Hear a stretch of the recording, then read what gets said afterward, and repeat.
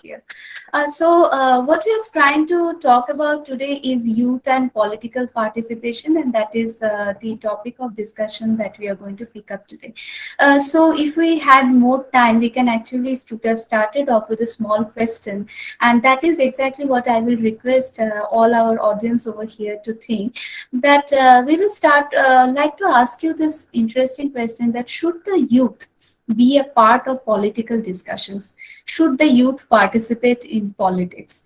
And what would be your answer in that case? Do you feel that they should, or should they refrain from politics until the time they grow a bit older? What would be the answer to that? Any quick thoughts? Any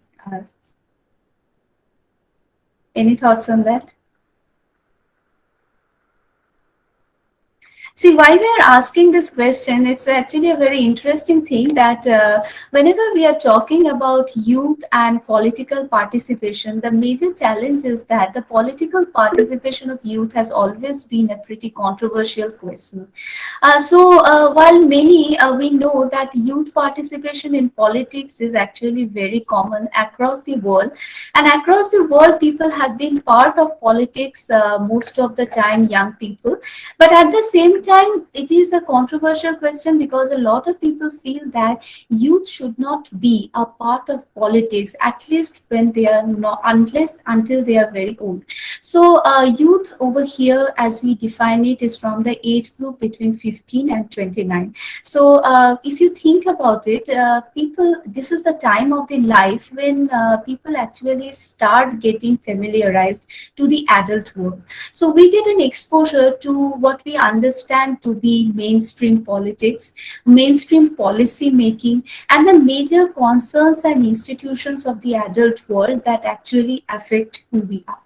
So many people are of the opinion, many thinkers are of the opinion that this is not the time for the youth to get involved in politics in the real sense.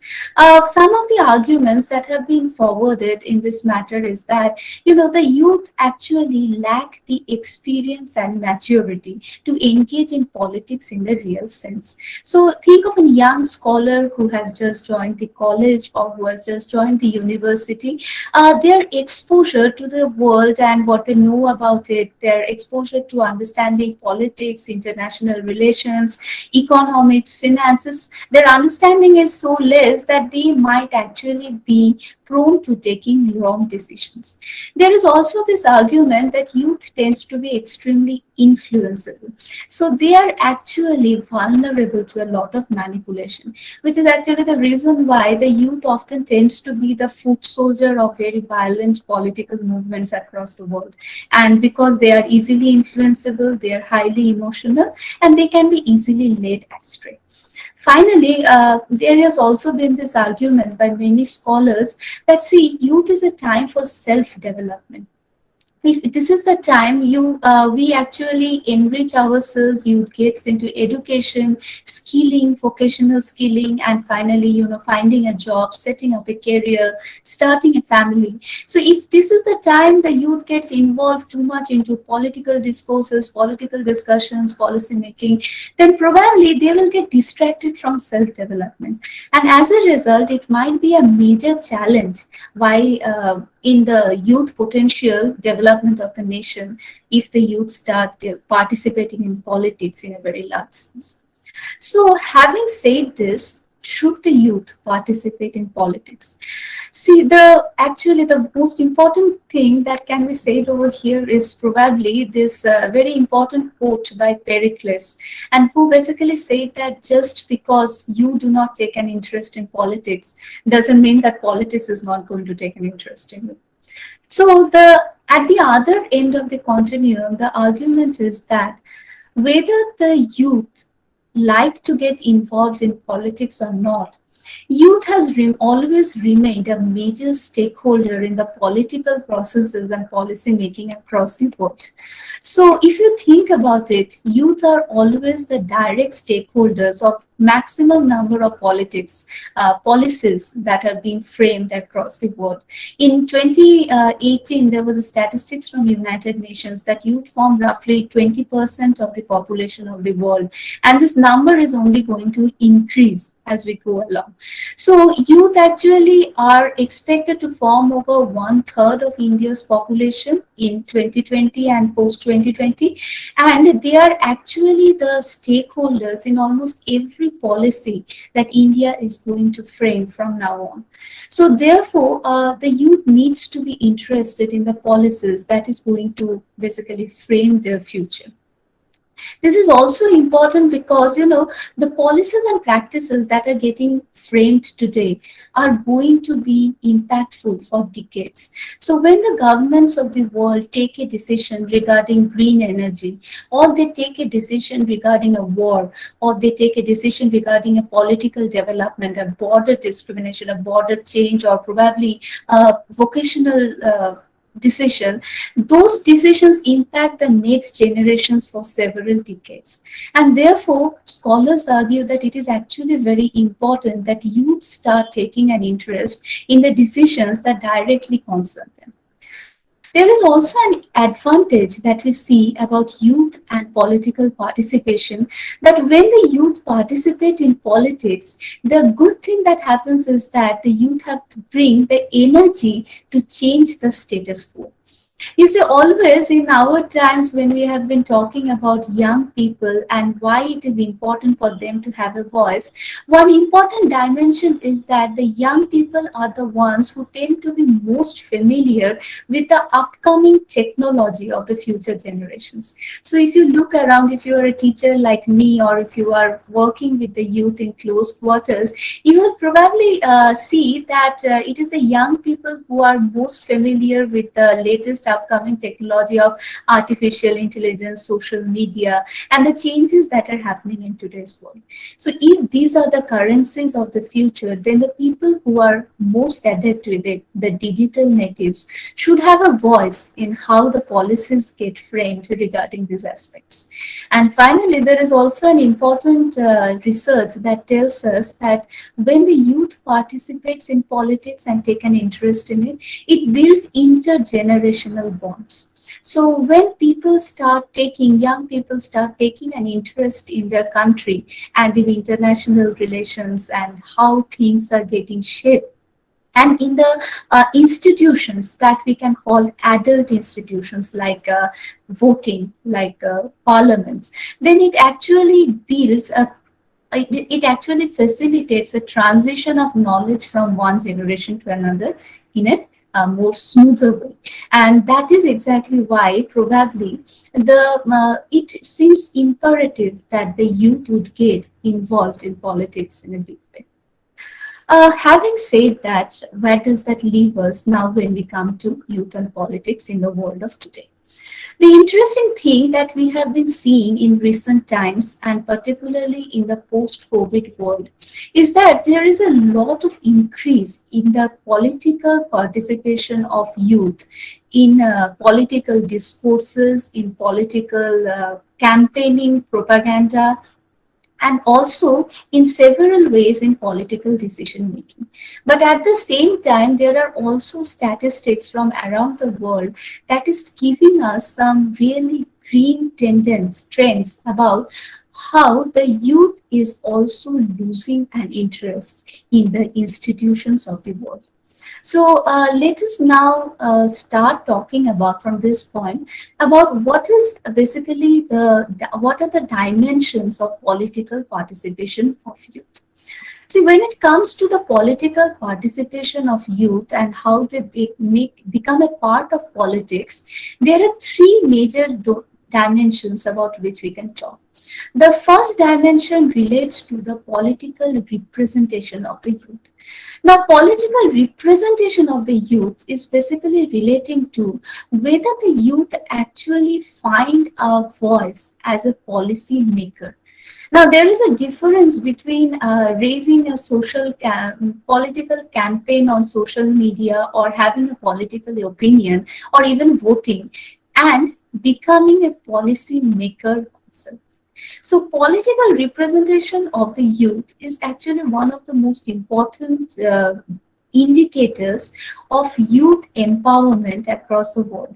So we had the World Global Youth Development Index in 2020, and which used the youth's political and civic participation as one of the indicators of youth empowerment. And this research in 2020 shows us that there has actually been a global deterioration in the political participation of young people between the years 2010 and 2020. So in the last decade, there has the interest and the participation of youth in political matters and civic matters has seen a gradual decline. This, and the interesting thing about this is that this decline is mostly concentrated in the western parts of the world, that is like USA or the Europe, whereas youth in Asia, and I could have shown you the chart over here, which is very interesting. Youth in when it comes to the youth in Asia Pacific or the youth in Africa, there has actually been an increase in their political participation and representation. But this overall declining trend is actually a cause of worry, according to many political researchers and youth researchers, because it shows that increasingly in many places the youth is losing their faith in the traditional institutions of the previous generations. Now, why is this happening? One of the major challenges of youth representation in the political processes tend to be the national laws regarding political representation. So you see, youth form only, for according to one research, youth forms only 2.6% of the policymakers globally. So policymakers refer to, for example, in India, the members of parliament or the members of the legislative assembly, the lawmakers. Youth form only 2.6% of the policymakers globally, but they form around more than 25% of the entire world population. 25% of countries have no representation of youth in the lower houses of the parliament. Absolutely no representation. So as of now in 2021, India has a age of entry limit in the lower house of the parliament, which is 25. But despite this, in 2021, we have only 2 members who are aged between 25 and 29 in the parliament. 80% of the nations of the world have no youth representation in the upper house of the parliament. When it comes to India, the age limit is 30. So that is kind of beyond the critical limit of calling a person a young person, a youth. The one good news that is when it comes to the rural self-government in India, that is the panchayats and the rural governance, there the participation of youth in the legislative processes become much higher. So for youth representation in some states such as Orissa and Bihar has actually gone up as high as 60%. But overall, there seems to be a major need for having greater political representation of the youth in the parliaments of the world. So that is one area where there seems to be a major gap that is happening. The second important thing when we talk about politics and youth is, of course, the political participation of youth. When we talk about the political participation of youth, the one thing that is most common and what we remember most prominently is, of course, student politics. Now, see, from starting right from the iconic images of the Tiananmen Square in China to the recent Black Lives Matter movement and the various other student-led movements across the world, student politics have actually been one of the epitome of youth political participation. So we see that when students are entering into colleges, universities, and institutions, they suddenly become politically active. They have a lot of political awareness, and particularly in countries such as India, you will find that almost all mainstream political parties have a youth wing. And these youth wings often bring up leaders who later go on to become national leaders in the country, right? So almost all our prime ministers and all our major leaders in Indian polity have actually had a background in student politics, which actually attest the importance of the political participation of youth. And students politics have also been praised across the world because it builds political awareness among the young people. So it helps to grow and awareness among them about their mainstream political institutions, their mainstream political beliefs. And so here's the presentation, so we can actually start from there. So the mainstream political institutions beliefs, and it also makes people aware of what are the major issues that are going on. And particularly if you think of it, that in most countries, the adult suffrage starts off at the age of 18 or 21. At this time, the students' politics plays a major role in creating a political awareness among students.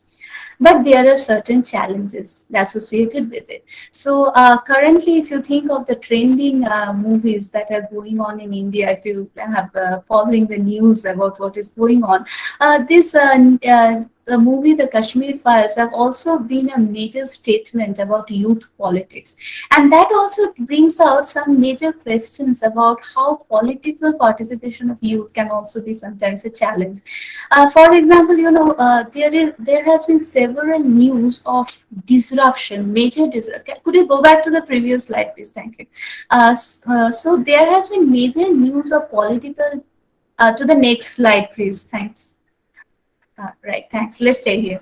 There has been major disruptions of educational institutions, the processes, the schedules, the sanctity because of student political participation. Then youth also happen to be the foot soldiers of the most violent political movements in India. So anybody who has been who follow the news about Indian history of India's political struggles across the years in independent India would have known about the many ways in which politics often turn violent and how the youth participate. One of the most interesting and memorable examples of that is probably the Naxal movement in the 1970s in West Bengal, where I come from, where the foot soldiers of the movement have chiefly been the youth. And that actually in many ways have victimized the youth, but and has also disrupted in many ways the educational processes, the career building processes of children. So here on screen I have shared two very interesting statistics from Statista, which a survey they conducted in 2020.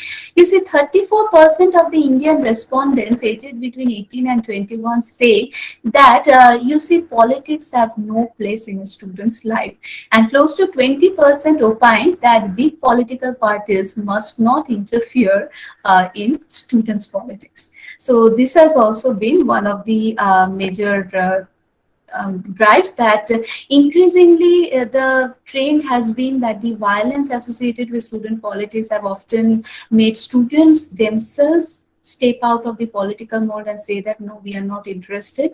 But at the same time, we should also acknowledge that student politics has played a major role in how situations have stepped up. We can stop the sharing over here. We will just carry on. Kindly stop sharing. Okay, thank you. So moving on next, there is one more issue we need to talk about before we come to what needs to be done. And that is, of course, the most pervasive issue of today's world, social media and politics. If you have been on social media, so I am sure there are many young friends over here with us who are probably active on social media. If you have been on social media for the past 4 to 5 years, and if you are active on social media, one thing that cannot be missed in the social media place is the political conversations over there. So according to one interesting research that has been done in 2020, it shows that across all nations, the people who participate in political conversations online are mostly made of the young people of that country. So youth have a much higher rate of online participation in political activities as compared to other age cohorts.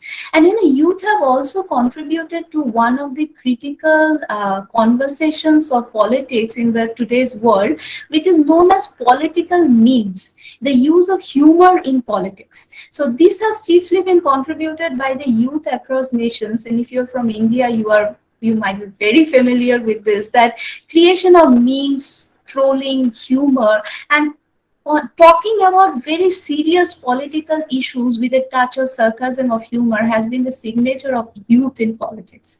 Now, this has a huge merit. One is that it actually, social media has given a lot of young people a space where they can talk about politics without being actively involved or part of a political party or a system. So it gives everybody a voice. Another important thing is that it has given even the marginalized youth, so for example, youth from villages, women, or people from marginalized backgrounds who are not well represented in the political process, they can also have a voice through the social media. So research is showing us that this is actually one of the major impact that social media has on politics, that it has truly democratized the political voice of the youth. 30 million Indians, according to one research, Indian youth are daily following political pages and handles, and they are actively engaging into online political campaigns or signing petitions. So if we have signed a petition, we are part of that group also. But you see, there is social media is like a black box, and that has also in its wake brought about several challenges that needs to be talked about when we talk about political participation of youth today. Uh, the main danger of social media participation in politics is that social media also tends to be a hotbed for extremist opinions. So, one thing that social media has also given to the youth, along with a democratic platform, is anonymity. And the anonymity has opened up the black box for more engagement in hate crimes, hate speech, trolling, concentrated trolling of one person, and most importantly, false propaganda and fake news. So, as our union minister recently spoke in the UN convention, and he mentioned that it is the danger of hatred, violence, and false propaganda that is being spread among the Indian youth through the social media that is becoming a major challenge. So for at one end where we are having young activists who are becoming important voices across the world and taking the messages, the recent Ukraine crisis also showed how the young people can actually create a movement and garner support for their country. But at the same time, there has also been major instances where the social media has been a place that has actually been used for recruitment of youth for violent alternatives. For example, the research is showing that increased social media presence is actually associated with radicalization of youth. So it is the social media has also been a major recruitment ground for groups such as ISIS. So when they see a political participation of youth and youth expressing certain voices, they are also getting radicalized and ultimately drawn into anti-state, anti-institutional activities in a big way. There is also this danger of emotional damage that comes from having contrarian opinions, political violence, and so hate of speech that is happening against the youth. So more or less anybody, any young person who has been a part of politics on social media would be familiar with the trends in a big way. So according to another interesting research that was done in 2020, it showed that the number of hours you spend on social media discussing politics is directly proportional to the dissatisfaction of a youth with the government and with the people, general the institutions of the country.